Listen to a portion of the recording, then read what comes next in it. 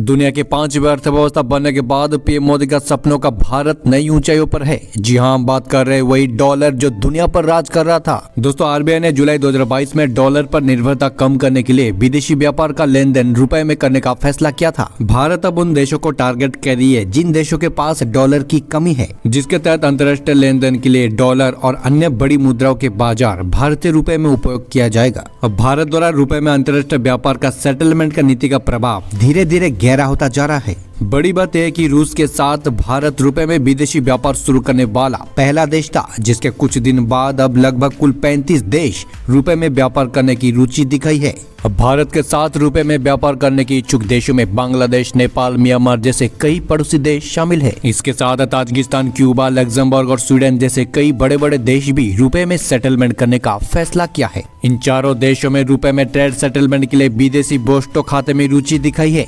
ये देश भारत में ऐसे खाता संचालित करने वाले बैंकों के संपर्क में है। इसके साथ म्यांमार और श्रीलंका जैसे देश भी बोस्टो खाते में रुचि दिखाई है। रुपए में अंतर्राष्ट्रीय व्यापार को मान्यता मिलने से भारत को कई मोर्चे पर लाभ होने की उम्मीद है। अगर भारत का ये प्लान सफल रहा तो कच्चे तेल सहित आयात की जाने वाली कई चीजों का भुगतान रुपए के माध्यम से होगी, जिसके तहत डॉलर के बाद रुपए दुनिया के दूसरे इंटरनेशनल करेंसी बन जाएगा। अभी भारत इसके लिए हर साल कई अरबों डॉलर खर्च करता है। इसके अलावा कई विदेशी लेन देन भुगतान डॉलर से ही किया जाता है। भारत डॉलर की जरूरत पूरा करने के लिए अंतर्राष्ट्रीय बाजार में रुपए को बेचता है, क्योंकि रुपए की तुलना में डॉलर की मांग अधिक है। क्योंकि रुपए में व्यापार बढ़ने के साथ ही आरबीआई को बदले में आईएनआर के लिए खरीदार खोजने की आवश्यकता नहीं पड़ेगी।